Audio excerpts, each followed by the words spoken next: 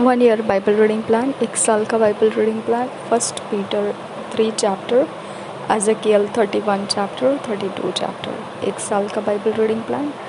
पहले पत्रस की पहली पत्री 3 अध्याय, यहेजकेल की भविष्यवाणी 31 अध्याय 32 अध्याय। हम पढ़ेंगे इंग्लिश में, किंग्स जेम्स वर्जन में से, हिंदी में पढ़ेंगे BSI बाइबल में से। 1 Peter 3 chapter, Kings James version में से पढ़ेंगे। He teacheth the duty of wives and husbands, exhorting all men to unity and love, and to suffer boldly for righteousness' sake. He declareth also the benefits of Christ toward the old world. पिता पवित्र आत्मा, बड़ा धन्यवाद करते आत्मिक damage में से हमको बचाने के लिए। बड़ा धन्यवाद करते आत्मिक डैमेज जिनका नहीं हुआ है वो वचन को भले तरह से समझ पाएंगे। आत्मिक डैमेज, आत्मिक करप्शन, आत्मिक पोल्यूशन हमें तेरे वचन से दूर कर देते हैं और समझ नहीं पाने देते हैं। पिता, हम विनती करते हैं ये वचन अगर हम समझने लगे तो निश्चित है कि आत्मिक डैमेज में से हम बचाए गए हैं। पिता परमेश्वर, हमारी सहायता करो। पवित्र आत्मा, हमें वचन सिखाओ, समझाओ, हम समझ पाए वचन की गहराई को। नासरी यीशु के नाम में विनती करते हैं, सुन और कबूल कर पिता। आमीन आमीन आमीन। 1 वर्स से, Likewise, ye wives, be in subjection to your own husbands, that if any obey not the word, they also may without the word be won by the conversation of the wives, while they behold your chaste conversation coupled with fear, whose adorning let it not be that outward adorning of plaiting the hair and of wearing of gold or of putting on of apparel, but let it be the hidden man of the heart, in that which is not corruptible, even the ornament of a meek and quiet spirit, which is in the sight of God of great price. For after this manner in the old time the holy women also who trusted in God adorned themselves, being in subjection unto their own husbands, even as Sarah obeyed Abraham, calling him Lord, whose daughters ye are as long as ye do well, and are not afraid with any amazement. Likewise, ye husbands, dwell with them according to knowledge, giving honor unto the wife as unto the weaker vessel, and as being heirs together of the grace of life, that your prayers be not hindered. Finally, be ye all of one mind, having compassion one of another, love as brethren, be pitiful, be courteous, not rendering evil for evil, or railing for railing, but contrariwise blessing, knowing that ye are thereunto called, that ye should inherit a blessing. For he that will love life and see good days, let him refrain his tongue from evil, and his lips that they speak no guile. Let him eschew evil and do good. Let him seek peace and ensue it. For the eyes of the Lord are over the righteous, and his ears are open unto their prayers. But the face of the Lord is against them that do evil. And who is he that will harm you, if ye be followers of that which is good? And if ye suffer for righteousness' sake, happy are ye. And be not afraid of their terror, neither be troubled, but sanctify the Lord God in your hearts, and be ready always to give an answer to every man that asketh you a reason of the hope that is in you, with meekness and fear, having a good conscience, that whereas they speak evil of you as of evildoers, they may be ashamed that falsely accuse your good conversation in Christ. For it is better, if the will of God be so, that ye suffer for well-doing than for evil-doing.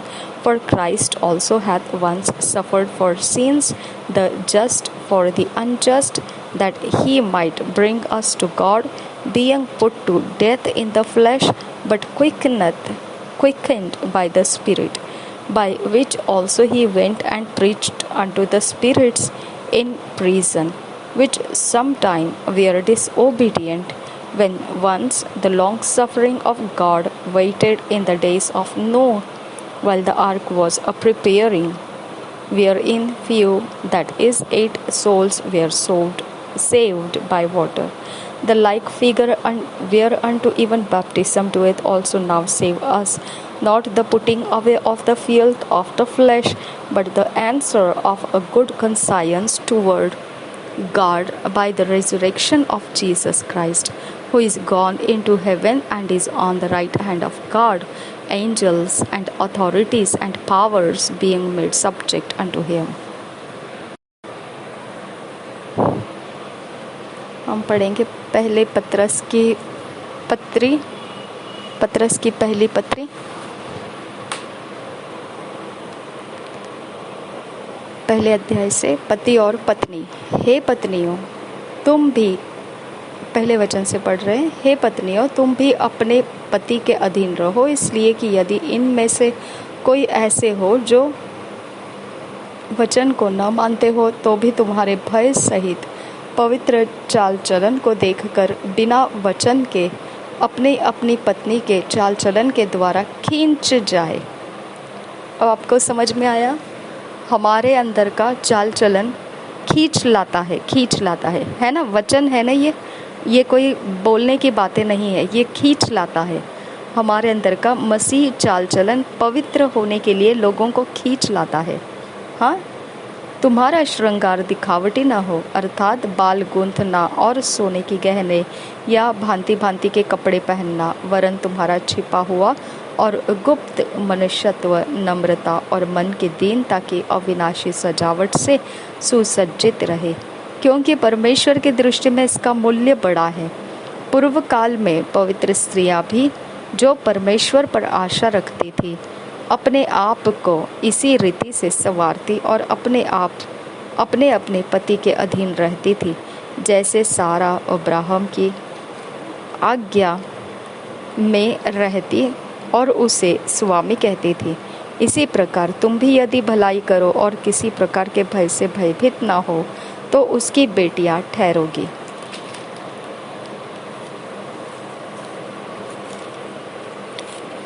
वैसे ही हे पतियों, तुम भी बुद्धिमानी से पत्नियों के साथ जीवन निर्वाह करो और स्त्री को निर्बल पात्र जानकर उसका आदर करो, यह समझकर कि हम दोनों जीवन के वरदान के वारिस हैं, जिससे तुम्हारी प्रार्थनाएं रुक न जाए।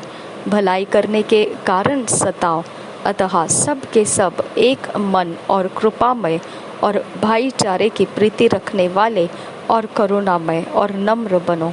बुराई के बदले बुराई मत करो और न गाली के बदले गाली दो, पर इसके विपरीत आशीष ही दो, क्योंकि तुम आशीष के वारिस होने के लिए बुलाए गए हो।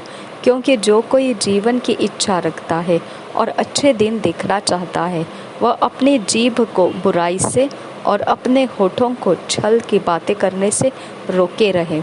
यह बुराई का साथ छोड़े और भलाई ही करे। वह मेल मिलाप को ढूंढे और उसके यत्न में रहे, क्योंकि प्रभु की आंखें धर्मियों पर लगी रहती है और उसके कान उनकी विनती की ओर लगे रहते हैं, परंतु प्रभु बुराई करने वालों के विमुख रहता है। यदि तुम भलाई करने के लिए उत्तेजित रहो, तो तुम्हारी बुराई करने वाला फिर कौन है? यदि तुम धर्म के कारण दुख भी उठाओ, तो धन्य हो, पर लोगों के डराने से मत डरो और न घबराओ, पर मसीह को प्रभु जानकर अपने अपने मन में पवित्र समझो। जो कोई तुमसे तुम्हारी आशा के विषय में कुछ पूछे, उसे उत्तर देने के लिए सर्वदा तैयार रहो, पर नम्रता और भय के साथ, और विवेक भी शुद्ध रखो। इसलिए कि जिन बातों के विषय में तुम्हारी बदनामी होती है, उनके विषय में वे जो मसीह में तुम्हारे अच्छे चाल चलन का अपमान करते हैं, लज्जित हो। क्योंकि यदि परमेश्वर की यही इच्छा हो कि तुम भलाई करने के कारण दुख उठाओ, तो यह बुराई करने के कारण दुख उठाने से उत्तम है। इसलिए कि मसीह ने भी, अर्थात अधर्मियों के लिए धर्मी ने पापों के कारण एक बार दुख उठाया, ताकि हमें परमेश्वर के पास पहुंच जाए। वह शरीर के भाव से तो घात किया गया, पर आत्मा के भाव से जिलाया गया, उसी में उसने जाकर कैदी आत्माओं को भी प्रचार किया, जिन्होंने उस बीते समय में आज्ञा न मानी, जब परमेश्वर नूह के दिनों में धीरज धरकर ठहरा रहा। देखा क्या लिखा है, धीरज धरकर ठहरा रहा। ध्यान रखना इस बात को। ओके, परमेश्वर अगर किसी को दुष्टता करते वक्त रोक नहीं रहा है, हाँ, तो इसका मतलब ये नहीं है कि परमेश्वर हमारी प्रार्थना सुन नहीं रहा है, ऐसा नहीं है। ओके, परमेश्वर धीरज धरकर ठहरा रहा और वह जहाज बन रहा था, जिसमें बैठकर थोड़े लोग अर्थात 8 प्राणी पानी के द्वारा बच गए। हालेलुया। तो इस प्रकार से परमेश्वर हमारे खातिर चुपचाप है कि हमको वो बचा लेगा और बाकी सब कुछ ख़त्म कर देगा। ओके, उसी पानी का दृष्टांत भी अर्थात बपतिस्मा यीशु मसीह के जी उठने के द्वारा अब तुम्हें बचाता है। इससे शरीर के मैल को दूर करने का अर्थ नहीं है, परंतु शुद्ध विवेक से परमेश्वर के वश में हो जाने का अर्थ है। तो ये देखिए, पानी के बपतिस्मा का कारण क्या है। लोग बोलते हैं पानी का बपतिस्मा लेना ज़रूरी नहीं है, बस तुम्हारा उद्धार हो गया, लेकिन ऐसा नहीं है। अगर ऐसा होता तो कुरनेलियुस को परमेश्वर ने पानी का बपतिस्मा लेने के लिए नहीं बोला होता। ओके, और परमेश्वर खुद बोला है, स्वर्गदूत भेजकर उसको दिलवाया है पानी का बपतिस्मा पतरस के द्वारा। ओके, वैसे ही क्या जो खोजा था उसको भी परमेश्वर ने फिलिप्पुस को भेजकर पानी का बपतिस्मा दिलवाया है। ओके, तो पानी का बपतिस्मा न लेना, ऐसा अगर कोई कहता है तो मूर्खता है, वो मूर्खता पक्की मूर्खता है और हमको वैसी मूर्खता नहीं करनी है। ओके, हमको पानी का बपतिस्मा लेना ही लेना है। और देखिए यहाँ पे कारण दिया है, शुद्ध विवेक से परमेश्वर के वश में हम हो जाते हैं पानी के बपतिस्मा के वक्त में। ठीक है, 22 वचन, वह स्वर्ग पर जाकर परमेश्वर की दाहिनी ओर बैठ गया और स्वर्गदूत और अधिकारी और सामर्थी, देखा आपने, आज ही मैंने आपको रैप्सोडी ऑफ रियलिटीज में सिखाया ये बात, है ना। आज ही मैंने आपको मेरी ओर से ये बात को बोला था। क्या है स्वर्ग का मतलब, क्या है हमारा रैंक आत्मिक जगत में। स्वर्गदूत से ऊंचा रैंक है हमारा, और जो अधिकार दिए गए जो शक्तियों को, उससे ऊंचा रैंक है हमारा। और जो शक्ति में सामर्थ्य कहे जाते हैं उनसे भी ज़्यादा ऊंचा रैंक है हमारा। हाँ, तो लोग जो आपके सामने आज अन्य जातियों में जो कुछ भी कर रहे हैं वो 3 चीज़ों के पीछे है। नंबर 1 स्वर्गदूत, नंबर 2 अधिकारी और नंबर 3 सामर्थी। ओके, यही 3 के अधिकार के, यही 3 के नीचे वो लोग अपनी भक्ति करते हैं और अपने काम चला रहे हैं उनके शक्तियों से। ओके, स्वर्गदूत की शक्ति से, अधिकारी के शक्ति से और सामर्थी की शक्ति से। ठीक है, तो आपको ध्यान में आना चाहिए, इन तीनों को परमेश्वर ने कहा, सबको निकाल के परमेश्वर ने यीशु मसीह के पैरों के अधीन कर दिया है। ओके, वह स्वर्ग पर जाकर परमेश्वर के दाहिनी ओर बैठ गया है, यानी परमेश्वर का एक राज्य है। ओके, और एक यीशु मसीह का राज्य है। ओके, 2 राज्य है हमारे पास, एक परमेश्वर का राज्य है और एक यीशु मसीह का राज्य है। यीशु मसीह का राज्य और परमेश्वर का राज्य हम दोनों तरफ से सीखना है, क्योंकि वचन में एक जगह ऐसा लिखा है, प्रभु यीशु प्रार्थना सिखाते वक्त बोला है, पिता जैसी तेरी इच्छा स्वर्ग में पूरी होती है वैसी ही पृथ्वी पर हो। यानी प्रभु यीशु पृथ्वी के राज्य में चलाने के लिए आया है और परमेश्वर का राज्य स्वर्ग का राज्य है। आया समझ में? तो हम दोनों जगह में परमेश्वर के अधीन है और यीशु मसीह के राज्य में है। ओके, और यीशु मसीह कौन है? परमेश्वर का पुत्र है। परमेश्वर के पुत्र के राज्य में हम आ चुके हैं और वो ज्योति का राज्य है, अंधकार का नहीं। उसके सिस्टम में ना स्वर्गदूत के पावर्स कोई काम कर सकते, ना अधिकारी के पावर्स कोई काम कर सकते, ना सामर्थ्य के पावर्स कोई काम कर सकते। सब कुछ जो काम करेगा अब उससे ऊंचा पावर आ चुका है, वो है यीशु मसीह का पावर। समझ में आया? तो आपका हर एक समस्या, हर एक सुलझन आपको यीशु मसीह के अंदर से मिलता है। फिर क्या फ़ायदा है आपका जो स्वर्गदूत की आराधना करके, अधिकारियों की आराधना करके, सामर्थियों की आराधना करके क्या फ़ायदा है? क्या फ़ायदा है? अगर स्वर्गदूत की आराधना करते आप किसी अधिकारी के पास जाओगे, अधिकारी की आराधना खत्म होने लगेगी, कम पड़ने लगेगी, फिर आप सामर्थ्य की आराधना में जाओगे, वो आराधना खत्म होगी, कम पड़ने लगेगी, फिर दूसरा कोई स्वर्गदूत ढूंढने के लिए जाओगे, फिर दूसरा कोई अधिकार ढूंढने के लिए जाओगे, फिर दूसरा कोई सामर्थ्य। तो इसी चक्कर में क्यों घूमते रहते हैं, है ना? क्यों चाहिए आपको ये चक्कर? ओके, इसमें तो नए नए चक्कर आते ही रहेंगे, क्योंकि ये अनलिमिटेड यूनिवर्स में अनलिमिटेड, आप मनुष्य शक्ति से नहीं पहचान सकते, इतना ज़्यादा भरा हुआ है यहाँ पर। ओके, क्या क्या चेंज करते रहोगे आप, क्या क्या मानते रहोगे आप, कहाँ कहाँ मानते रहोगे, कहाँ कहाँ जाते रहोगे, किधर किधर आप फुलफिलमेंट करते रहोगे उन बातों की जो वो लोग डिमांड करते हैं। ओके, तो इस प्रकार से हमारा ये भटकना बंद हो चुका है। हमारा प्रभु यीशु मसीह हमारा प्रभु है, हम बादशाह है और हमारे बादशाहों का बादशाह यीशु मसीह है। हालेलुया। तो इस प्रकार से हम यीशु मसीह के राज्य में आ चुके हैं, जो सारे स्वर्गदूत अधिकार सामर्थ्य उसके अधीन किए गए हैं। हालेलुया। उसकी जगह परमेश्वर की दाहिनी ओर वो बैठा हुआ है, स्वर्ग पर जाकर, यानी स्वर्ग में नहीं, स्वर्ग के ऊपर, यानी वो स्वर्ग के अंदर नहीं है। ओके, जो स्वर्ग बनाया है उसके अंदर नहीं है, स्वर्ग के भी ऊपर जाकर वो परमेश्वर के दाहिनी ओर बैठ गया है। हालेलुया। तो इस प्रकार से हमारे पास परमेश्वर का कारण है कि क्यों हमको इस जगत के अंदर के बातों से विचलित नहीं होना है। ये सारी बातें देखिए, परमेश्वर खुद बोलता है विचलित मत हो। इसका मतलब क्या है? इस जगत के अंदर जो है वो स्वर्गदूत, अधिकारी और सामर्थ्य, हमको विचलित करने वाली अवस्थाएं है ये। ओके, हमको परेशान करने वाली अवस्था है, हमको चिंताग्रस्त करने वाली अवस्था है, हमको व्याकुल कर देने वाली अवस्था है, हमको इसके कारण पाप करने के लिए मजबूर कर देने वाली अवस्थाएं है ये। ओके, इसके कारण परमेश्वर को विरोध करने के लिए आप उठ जाएंगे, ऐसे प्रकार की अवस्थाएं है ये। ओके, ये अवस्था ऐसी है कि आप परमेश्वर को छोड़ भी सकते हैं, ऐसी अवस्थाएं है ये।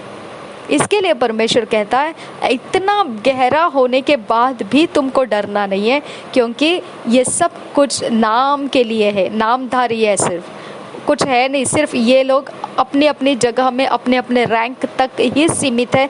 इनके ऊपर चढ़ा हुआ प्रभु यीशु है। अगर प्रभु यीशु के नाम से तुम पिता को मांगोगे तो पिता इन सब के ऊपर अधिकार करता है और उन सब को वो परमेश्वर पिता शांत कर देगा, हमारे ऊपर से उनके हाथ हटा देगा। हालेलुया। इसके लिए परमेश्वर ने अय्यूब के बारे में बोला था शैतान को, तू सब कर लेकिन उसके प्राण को मत छू। हालेलुया। तो इसका मतलब क्या है? उसको मानना पड़ा, उसने किया जो करना था, लेकिन उसको मानना पड़ा कि उसके प्राण को नहीं छूना है। हालेलुया। तो इस प्रकार से परमेश्वर का जो वायदा है, जो वचन निकलता है, वो आखिरी शब्द है, वो आखिरी शब्द है। उसके बाद दूसरा कोई शब्द नहीं निकलता है।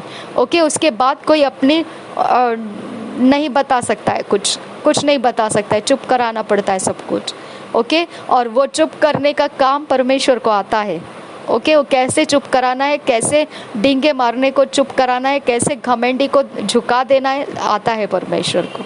ठीक है, वो आसान शब्दों में बोलता है, प्रसव पीड़ा जब तक नहीं आती है तब तक जन्म नहीं होता है बच्चे का। ओके, तो प्रसव पीड़ा कैसे आती है वो भी परमेश्वर को पता है। तो इसके लिए तुम्हारे लाइफ के अंदर की ढीठ पाप को झुकाना कैसा है ना, ये जानता है हमारा परमेश्वर। ओके, किसी के अंदर के ढीठ मन को कैसे तोड़ना है जानता है हमारा परमेश्वर। ओके, तो हमको किसी बात की चिंता ही नहीं करनी है, हमारे विषय में परमेश्वर सब जानकारी रखा हुआ है और इसके लिए वो कहता है तुम डरना नहीं है। ओके, तुम व्याकुल नहीं होना है। हाँ, ज़रूर ये लोग तुम्हारे ऊपर चढ़ते रहेंगे, तुमको प्रबल दिखाई देंगे, सब कुछ ठीक है, लेकिन वो असल में वैसा होगा नहीं। अगर तुमने प्रभु यीशु के राज्य में प्रवेश किया है और तुम प्रभु यीशु के नाम में प्रार्थना करोगे मेरे पास, मैं सब कुछ तुम्हारे लिए बदल दूंगा। आमीन। तो आपकी ये कॉन्फिडेंस, ये आत्मविश्वास आपके अंदर तब आता है जब आपका आत्मा रिपेयर हो गया होता है। ओके, आपका आत्मा रिपेयर होने के लिए आपको वो अभिषेक आपके ऊपर उतरने की ज़रूरत होती है जो आत्मा को रिपेयर करता है। वो अभिषेक परमेश्वर रोक के रखता है, आपको मिलने नहीं देता है, क्योंकि वो अभिषेक है जो परमेश्वर के मर्जी से लोगों के ऊपर आता है। वो बिना परमेश्वर के मर्जी से किसी के ऊपर नहीं आता है। ओके, तो इसके लिए आपका आत्मिक जीवन को आप मजाक में मत लीजिए, हल्का मत समझिए, क्योंकि दोबारा आपको ऐसा आत्मिक जीवन दोबारा प्राप्त करने जाओगे तो शायद से आपको मरना पड़ेगा, आपको मिलेगा नहीं। समझ में आया? क्योंकि परमेश्वर दयालु ज़रूर है, लेकिन आत्मा का ब्रोकननेस में शैतान फ़ायदा उठा लेता है। ओके, शायद से फिर आप बचने के रास्ते पकड़ने तक शैतान कामयाब हो जाए, है ना। तो जहाँ पर परमेश्वर ने प्राण को छू मत ये आज्ञा लगाया, तब तक आपको कोई प्रॉब्लम नहीं है। जैसे ही परमेश्वर को पता चलेगा ये शमशोन की तरह है, तो परमेश्वर छोड़ देगा आपको। ओके, वो खुद आपके यहाँ से निकल जाएगा और फिर आपको समझ में नहीं आएगा कि आप ऐसी हालत क्यों है आपकी। ओके, वो आता है लेकिन निकल जाते समय उसका आपको एहसास नहीं होने देता है। और आपके वरदान काम करते हैं तो आपको लगता है परमेश्वर आपके साथ है। वरदान परमेश्वर ने लूसीफर को भी दिया था, उसने उससे निकाल नहीं लिया। ओके, वरदान के आधार से आप और हमने ये नहीं समझना है कि परमेश्वर की उपस्थिति हमारे अंदर है। परमेश्वर की उपस्थिति हमारे अंदर है, ये समझने का एक अलग सा स्टडी कीजिए और अपने आप के परख कीजिए, क्या परमेश्वर सच में मुझ में उपस्थित है कि नहीं है। क्या सिर्फ वरदान काम कर रहे हैं? अगर सिर्फ वरदान काम कर रहे हैं और परमेश्वर की उपस्थिति नहीं है, हम और आप खतरे में हैं। समझ में आया? तो इस प्रकार से हमारा ये वचन ध्यान में आना, ये हमको बताता है कि पवित्र आत्मा की उपस्थिति हमारे अंदर है। अगर ये वचन हमारे समझ में नहीं आता और स्वीकारा नहीं जा रहा है और मजाक लग रहा है ये वचन, हमको ऐसे लग रहा है कि ये वचन तो बस बोलने की बातें हैं, तो इसका मतलब है पवित्र आत्मा की उपस्थिति इस वचन के बीच में हमारे साथ नहीं है। ओके, इस वचन के बीच में पवित्र आत्मा की उपस्थिति हमारे साथ नहीं है। अगर पवित्र आत्मा की उपस्थिति हमारे साथ है तो दो बातें हैं। एक, वचन आपको समझ में आएगा। दूसरी बात है, अगर आपको वचन समझ में नहीं भी आया तो भी आप वचन को पूरा पढ़ते जाएंगे, आपको मालूम पड़ेगा कि आप परमेश्वर की सेवा में लगे हुए हो। आप जानते हुए उस वचन को पढ़ने में पूरी ताकत, पूरा जोर आप उंडेल दोगे और परमेश्वर की सेवा पूरी करके आप परमेश्वर को धन्यवाद दोगे। ये भी परमेश्वर के आत्मा के उपस्थिति का लक्षण है।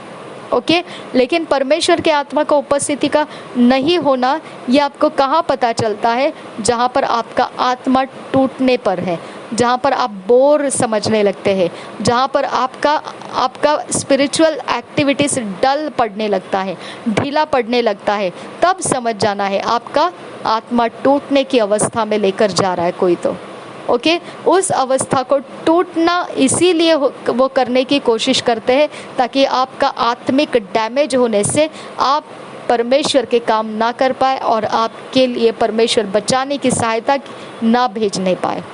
ओके, तो इस प्रकार से आपका आत्मिक डैमेज नहीं होना चाहिए। तो ये सिम्पटम्स है जिसको मालूम पड़ते ही आपने तुरंत अपनी सेवा करनी है, अपनी सेवकाई करनी है, अपने खुद के ऊपर सेवा लेनी है। ओके, परमेश्वर के आत्मा की सेवा लेनी है, आराधना करनी है, प्रार्थना करनी है। कुछ भी नहीं हो रहा है आपसे, अन्य भाषा कीजिए, वो भी नहीं हो रहा है, अलग अलग आराधना के गीत सुनिए, वो भी नहीं हो रहा है, प्रार्थनाओं को लगाइए, किसी ने किया हुआ प्रार्थना आपके ऊपर लीजिए। हो सकता है उस समय आपको ऐसा लगेगा नहीं चाहिए, ये प्रार्थना भी नहीं चाहिए, आराधना नहीं चाहिए, कुछ नहीं, तो भी ज़बरदस्ती अपने ऊपर उसे आने दीजिए। वही है जो आपके आत्मा के डैमेज में से आपको छुड़ाता है। ओके, और फिर आप सुरक्षित रहते हैं, तब तक आप असुरक्षित रहते हैं। ठीक है, प्रभु यीशु मसीह, हम आपके हाथों में है खुदा। हम विश्वास करते हैं आत्मा का डैमेज हमारा नहीं होगा, हमारा आत्मिकता का डैमेज होने मत दे खुदा। हम तुझसे विनती करते हैं, हमारी सुरक्षा कवच हमें दे खुदा परमेश्वर, हमें ईश्वरीयता में, और पिता परमेश्वर हमें जैसा तू चाहता है वैसे वचन के अधीन लेकर आ, हमें फिट एंड फिक्स कर और वचन के अधीन लाकर हमें तेरे चरित्र में ढाल दे। जैसा तू चाहता है उस चरित्र में हमें रचना कर। ईश्वरीय रचना, डिवाइन ऑर्डरलीनेस में हमको ला। नासरी यीशु के नाम में मांगते हैं, सुन और कबूल कर पिता। आमीन, आमीन, आमीन।